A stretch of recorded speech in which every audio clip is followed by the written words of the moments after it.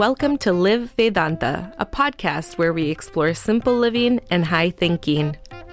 Each week, we join Vivek Gupta as he offers insights on bringing the divine into the daily. Over the last decade, Vivekji has shared his observations on the science of independent joy with communities across North America and beyond. Welcome to this episode of the Meditation in Life series. What is the difference between a quiet mind and silence? How do we handle the discomfort of silence? Let's listen to Vivekji explain silence and what we should do when we experience it.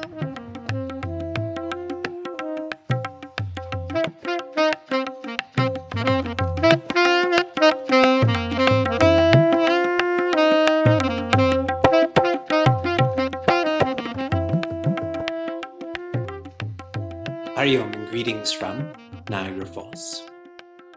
In Kundika Upanishad,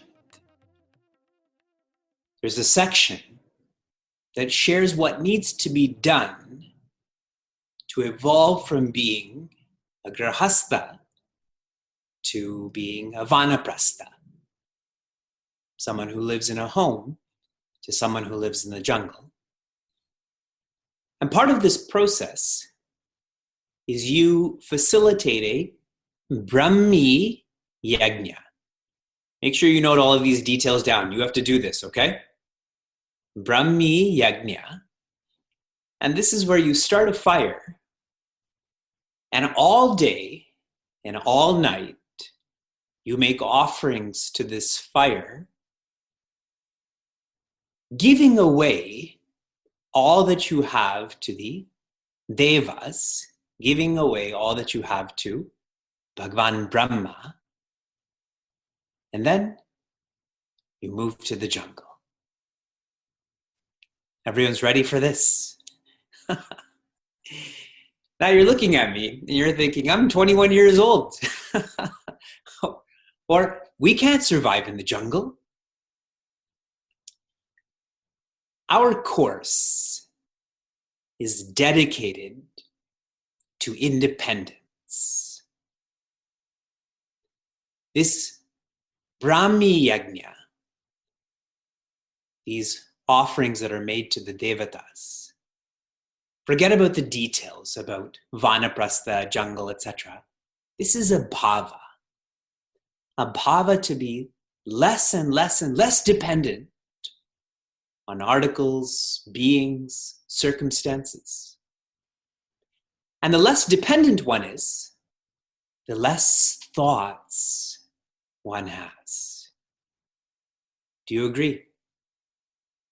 The more dependent you are on public opinion, the more you think of others and their opinion. The less dependent you are on public opinion, the less you get lost in people's likes and dislikes. Dedication to independence. Tune into that bhava. The last chapter was entitled The Positive Mind. A short chapter, the focus being to be vigilant. Vigilant in the beginning, in the middle, in the end. To be vigilant against complacency. That I'm just a human, that I'm just a body, that I'm just an ordinary seeker, and enlightenment is not in my horoscope. To be vigilant against complacency. Days when I don't travel, I have a really lovely morning routine. I drop Vyas off at school, I listen to NPR, and then there's a lovely Starbucks near his preschool. And today, as I was ordering a tall dark roast in a porcelain cup, right?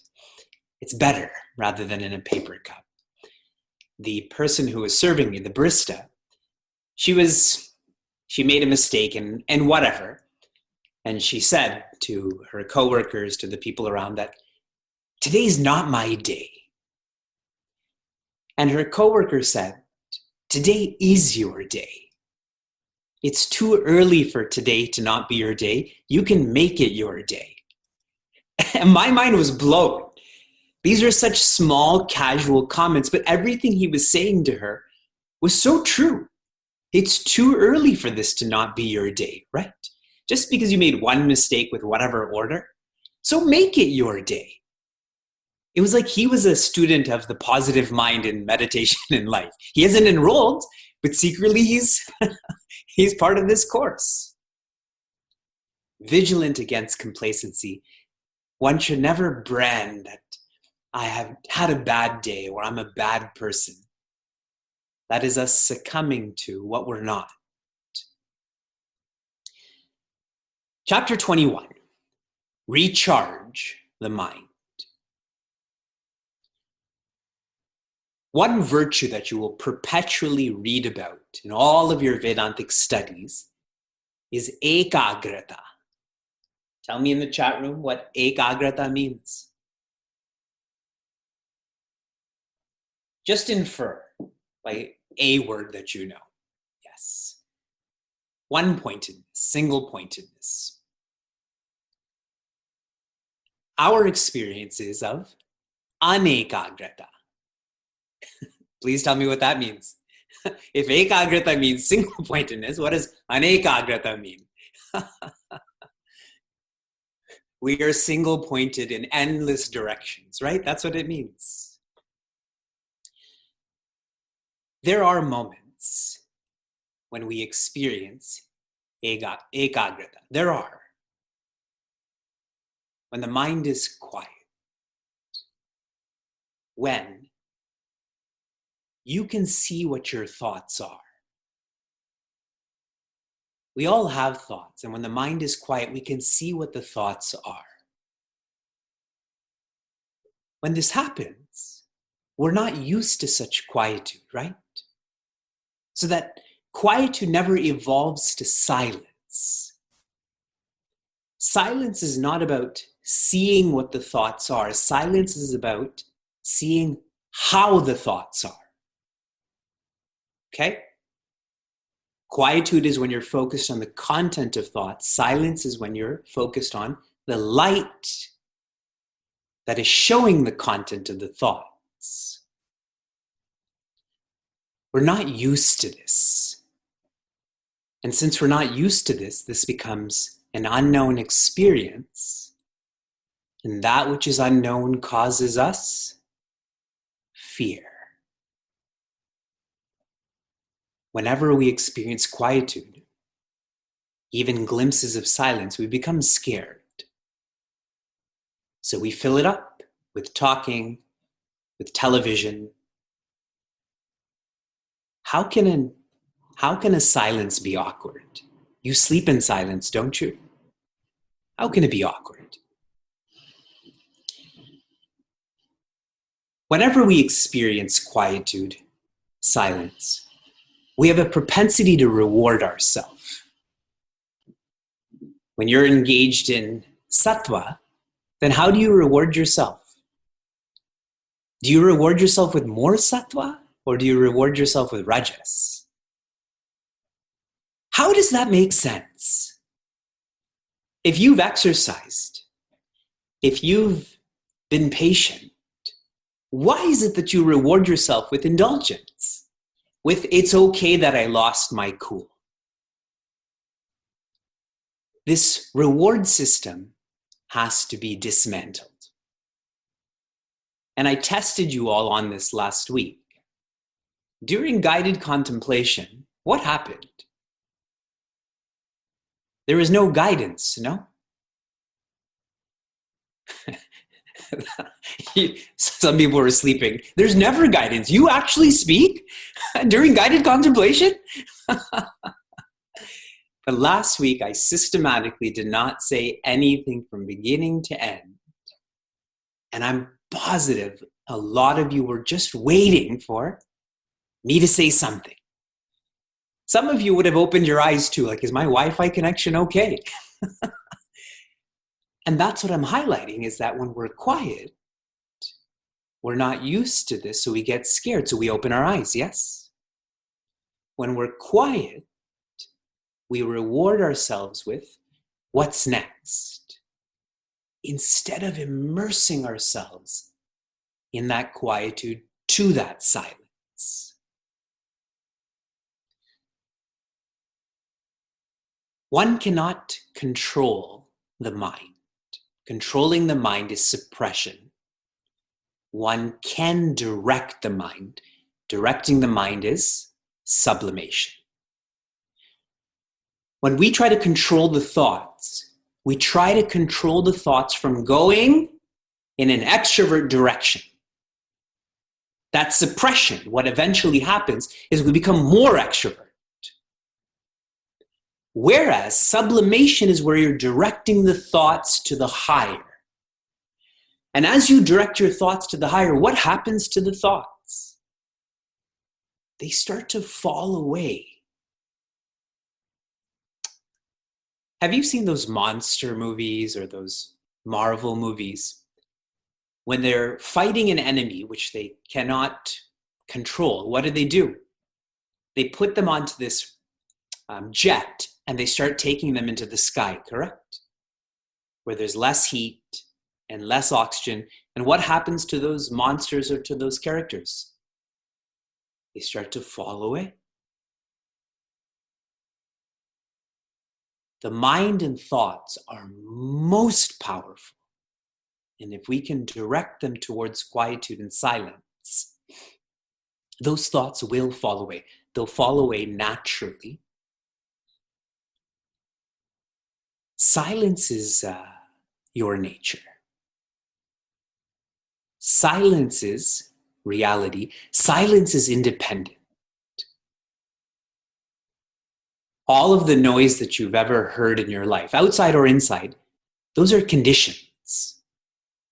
They're based on decibels. They're based on sharpness. They're based on who said it, when they said it. But silence has none of these dependencies. Silence is independent. Silence is natural.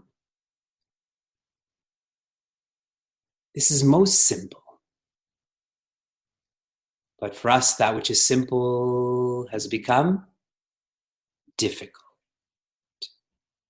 And this chapter is highlighting, though simple, though difficult, this is worthwhile. The peace, the joy that one will experience in quietude and silence is indescribable.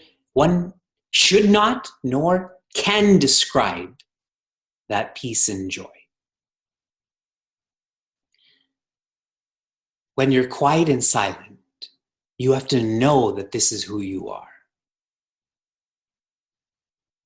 I don't think you've ever heard that message outside of Vedanta that your nature is silence. In society, your nature is to be the alpha personality. Your nature is to be assertive, to be a leader, to boss people around. Yes? All of those descriptions. You have to know that your nature is silent for you to benefit by that. When you know that, you benefit by that, you don't create more noise. Imagine you used a GPS that never told you that you arrived at your destination. So you're there, but what are you doing? You're just driving around, driving around.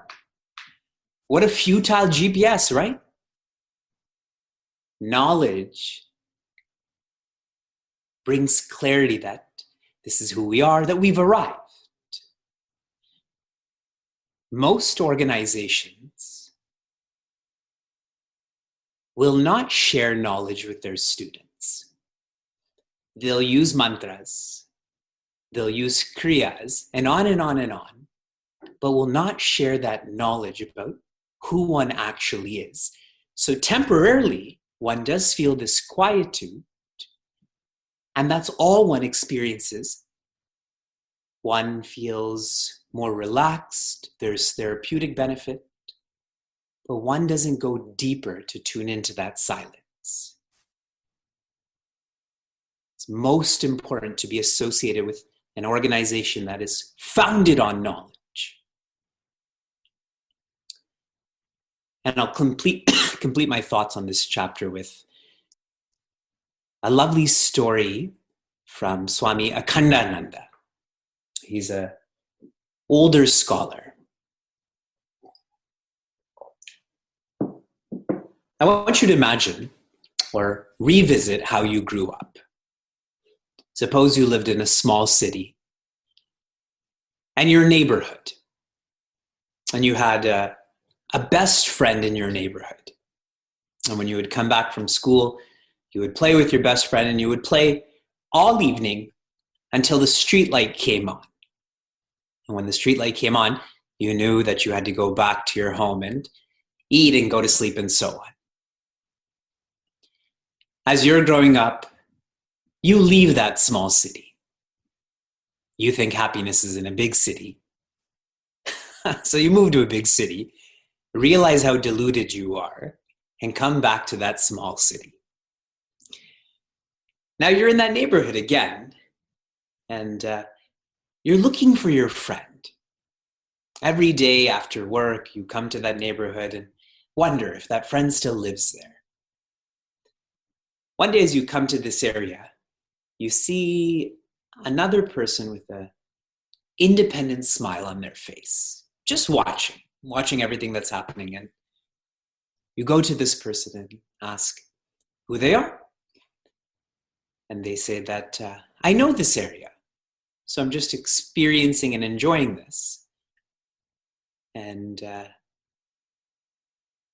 this person is looking around and looking at you. And this person says, see that person walking over there? Do you know who that is? And you say no. And that person says, that's your friend. That's your friend that you grew up with. And you realize that you came back to that neighborhood and you were looking around, and that person was always there. That person was also there, playing, enjoying, and so on. But you never knew that that was your friend. It was only when that wise person pointed out that this is your friend that you came to be relieved of your worry. And you ran to your friend and you reintroduced yourself and you held hands and you lived happily ever after. In this simple children's story, there's so much depth. Who was your childhood friend? Don't give me a specific name. That's not the point of this story. Bhagwan, no? When you were growing up, how real God was. God would be watching you. You'd be talking to God. I see that with Vyasa. When I bring him downstairs, he says, bring Hanumanji too. He'll chant Hare Rama, Hare Krishna randomly. You come back to that neighborhood, and who is the person that's watching all of this? Your Sadguru, no? Your Sadguru knows you. Your Sadguru knows Bhagwan too.